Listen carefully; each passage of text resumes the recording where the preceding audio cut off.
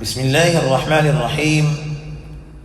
الحمد لله والصلاة والسلام على رسول الله وعلى آله وأصحابه ومن والاه، أما بعد. سامعين الكرام، السلام علیکم ورحمۃ اللہ وبرکاتہ. ہمارے آج کے اس درس کا موضوع ہے باب الاضاحی، احکام قربانی کا بیان.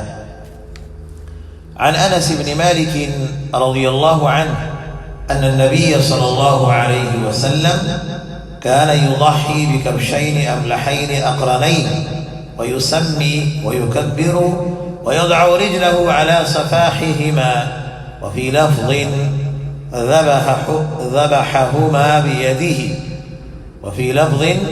ذبحهما بيده متفق عليه. وفي لفظ سمينين، ولأبي عوانة في صحيحه ثمينين بالمثلثة بدل السين. وفي لفظ لمسلم ويقول بسم الله والله أكبر.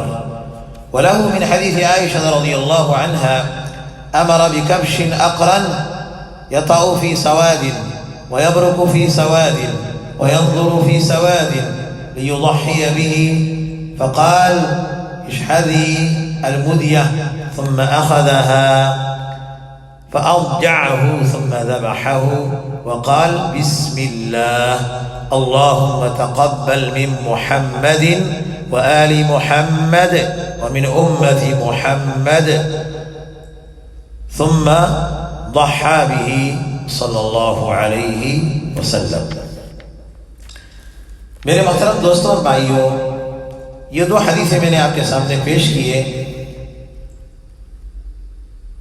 حضرت انس بن مالک رضی اللہ عنہ سے روایت ہے، فرماتے ہیں کہ رسول اللہ صلی اللہ علیہ وسلم 2 مینڈے چت کبرے سینگوں والے قربانی کرتے تھے اور بسم اللہ پڑھتے اور تکبیر کہتے، اور ان کے پہلو پر اپنا پاؤں مبارک رکھتے تھے. اور ایک روایت میں آیا ہے کہ ان دونوں کو اپنے دست مبارک سے ذبح کیا، بخاری اور مسلم. اور ایک روایت میں ہے کہ وہ خوب موٹے تازے تھے، اور ابو عوانہ کی صحیح میں ثمینین سین کی جگہ تھا ہے، یعنی وہ قیمتی تھے، قیمت والے تھے. اور مسلم کے الفاظ ہے کہ آپ علیہ السلام نے بسم اللہ واللہ اکبر کہا، یعنی ذبح کرتے ہوئے. اور مسلم میں حضرت عائشہ رضی اللہ عنہ کی روایت میں ہے کہ آپ صلی اللہ علیہ وسلم نے حکم دیا کہ سینگوں والا مینڈا ہو جس کے پاؤں کالے ہو اور پیٹ کا حصہ بھی سیاہ ہو اور آنکھیں بھی سیاہ ہو، تاکہ آپ صلی اللہ علیہ وسلم اس کی قربانی کریں. آپ صلی اللہ علیہ وسلم نے فرمایا عائشہ چوری تیز کرو. پھر آپ صلی اللہ علیہ وسلم نے چوری کو پکڑا اور مینڈے کو بچاڑا، پھر اسے ذبح کیا اور فرمایا اللہ کے نام سے اسے اللہ محمد صلی اللہ علیہ وسلم و آل محمد صلی اللہ علیہ وسلم اور امت محمد صلی اللہ علیہ وسلم کی طرف سے قبول فرما. اس حدیث سے یہ حسب ذیل مسائل ثابت ہوتے ہیں.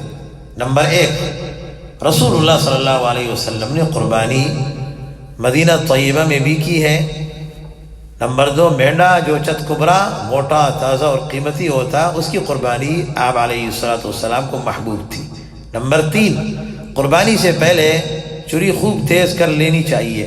نمبر 4، ذبح جانور کو پہلو کے بل لٹا کر کرنا چاہیے. نمبر 5، ذبح سے پہلے مسنون دعا اور تکبیر پڑھنی چاہیے. نمبر 6، اہل خانہ کی طرف سے ایک جانور قربانی کرنے سے سنت ادا ہو جاتی ہے.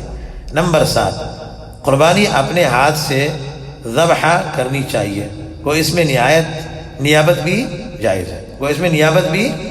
ہے.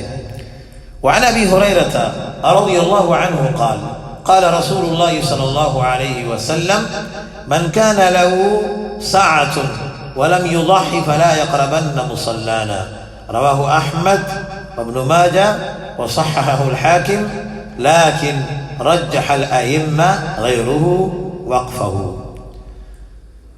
حضرت ابو ہریرہ رضی اللہ عنہ سے روایت ہے، فرماتے ہیں کہ رسول اللہ صلی اللہ علیہ وسلم نے فرمایا جس شخص میں قربانی کرنے کی طاقت ہو اور وہ قربانی نہ کرے تو وہ ہماری عیدگاہ میں نہ آئے، یعنی عیدگاہ کی نماز کے لیے وہ تشریف نہ لائے۔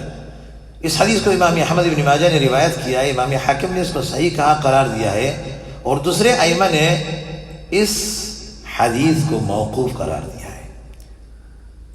اس حدیث کا حاصل کلام، اس حدیث سے بعض نے قربانی کے وجوب پر استدلال کیا ہے، مگر یہ استدلال صحیح نہیں۔ اولاً تو یہ روایت مرفوع نہیں بلکہ موقوف، یعنی حضرت ابو ہریرہ رضی اللہ عنہ کا قول ہے۔ ثانیاً یہ وجوب میں صریح نہیں، یہ اسی طرح ہے جیسے حدیث میں ہے کہ جس نے لہسن کھایا ہو، پیاز لہسن، وہ ہماری مسجد میں نہ آئے۔ جمہور کے نزدیک یہ حکم صرف استحباب کی تاکید کے لیے ہے، اس کے علاوہ بھی جن دلائل سے قربانی کے وجوب پر استدلال کیا جاتا ہے وہ صحیح اور صریح نہیں ہے۔ صحیح یہی ہے کہ قربانی سنت ہے بلکہ شعار اسلام میں سے ہے۔ وعن جندب ابن سفیان رضی اللہ عنہ قال شهدت الأضحى مع رسول الله صلى الله عليه وسلم فلما قضى صلاته بالناس نظر إلى غنم قد ذبحت فقال من ذبح قبل الصلاة فليذبح شاة مكانها ومن لم يكن ذبح فليذبح على اسم الله متفق علیہ۔ یہ بخاری مسلم کی حدیث ہے۔ حضرت جندب رضی اللہ عنہ سے نے بیان کیا کہ میں عید قربان میں رسول اللہ صلی اللہ علیہ وسلم کے ساتھ تھا۔ جب رسول اللہ صلی اللہ علیہ وسلم لوگوں کو نماز پڑھا چکے تو دیکھا کہ ایک بکری ذبح کی ہوئی ہے۔ آپ علیہ السلام نے فرمایا کہ جس کسی نے نماز سے پہلے ہی اسے ذبح کر دیا ہے وہ اس کی جگہ دوسری بکری ذبح کرے، اور جس نے ذبح نہیں کیا اسے بسم اللہ پڑھ کر ذبح کرنا چاہیے۔ یہ بخاری مسلم کی حدیث ہے۔ اس حدیث سے معلوم ہوا کہ قربانی کا جانور ذبح کرنے کا جو وقت ہے وہ نماز عید کے بعد ہے، نماز عید سے قبل صحیح نہیں ہے، جائز نہیں ہے۔ جیسے اس شخص نے ذبح کیا اور نبی علیہ السلام نے حکم دیا کہ جس شخص نے نماز سے قبل قربانی کا جانور ذبح کیا ہے اس کو چاہیے کہ اب اس کے بدلے میں دوسرا قربانی جو ہے وہ ذبح کرے، اور جنہوں نے ذبح نہیں کیا ہے ابھی نماز کے بعد اللہ کا نام لے کر کے اور جو ہے وہ ذبح کرے۔ وعن البراء بن عازب رضي الله عنهما قال قام فينا رسول الله صلى الله عليه وسلم فقال أربع لا تجوز في الضحايا العوراء البين عورها والمريضة البين مرضها والعرجاء البين ضلعها والكبيرة التي لا تنقي رواه أحمد والأربعة وصححه الترمذي وابن حبان۔ حضرت براء ابن عازب رضی اللہ عنہ سے مروی ہے کہ رسول کریم صلی اللہ علیہ وسلم ہمارے درمیان کھڑے تھے تو آپ صلی اللہ علیہ وسلم نے فرمایا 4 قسم کے جانور قربانی میں جائز نہیں۔ یک چشم جانور جس کا ایک چشم ہونا بالکل صاف طور پر معلوم ہو، یعنی نظر کام نہ کر رہا ہو، اور وہ بیمار جانور جس کی بیماری واضح ہو، اور لنگڑا جانور جس کا لنگڑا پن نمایاں اور ظاہر ہو، اور وہ جانور جو نہایت ہی بوڑھا ہو گیا ہو جس کی ہڈیوں میں گودا نہ رہا ہو۔ یہ 4 عیوب ہیں جس جانور میں ان میں سے ایک پایا گیا تو وہ جو ہے قربانی کا قابل نہیں ہے، اس کا قربانی درست نہیں ہے۔ نمبر 1، اس کی آنکھیں صحیح ہو، آنکھیں بالکل صحیح ہو تو تب جو ہے یہ صحیح ہے۔ اگر آنکھوں میں کوئی گڑبڑ ہے تو یہ قابل قبول نہیں ہے۔ نمبر 2، بیمار جانور جس کا بیماری جو ہے وہ نظر آ رہا ہو، اور نمبر 3، ارجا لنگڑا، چلنے میں اس کا لنگڑا پن نظر آ رہا ہو، والکبیرہ التی لا تنقی، یعنی یہ جانور جو ہے اتنا بوڑھا ہو چکا ہو کہ اس کے گودا بالکل خالی ہو، اس میں جو ہے ہڈیاں ہو، گوشت نہ ہو، تو ایسا جانور بھی جو ہے یہ قابل قبول نہیں۔ یہ 4 عیوب ہے جو رسول کریم علیہ السلام نے بتایا۔ ان 4 عیبوں سے یہ حدیث جو دلیل ہے کہ یہ 4 عیبوں سے جانور جو ہے بالکل صاف ستھرا ہو، اگر ان میں یہ عیوب ہے تو پھر جو ہے یہ جانور جو ہے وہ جو ہے قابل قبول نہیں ہے اور اس کی قربانی درست نہیں ہے۔ وعن علی رضی اللہ عنہ قال امر رسول اللہ صلی اللہ علیہ وسلم ان نستشرف العین والاذن ولا نضحی بعوراء ولا مقابلة ولا مدابرة ولا خرقاء ولا شرقاء اخرجه احمد والاربعہ وصححه الترمذی وابن حبان والحاکم۔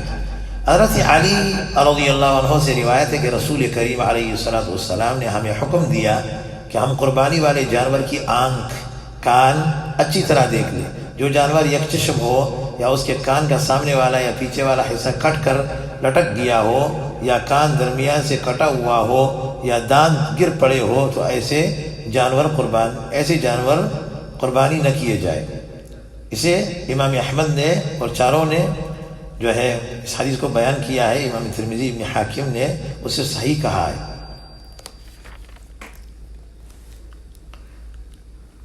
وعن علی بن ابی طالب رضی اللہ عنہ قال امرنی رسول اللہ صلی اللہ علیہ وسلم ان اقوم على بدنه وأن أقسم لحومها وجلودها وجلالها على المساكين ولا أعطي في جزارتها شيئا منها متفق عليه۔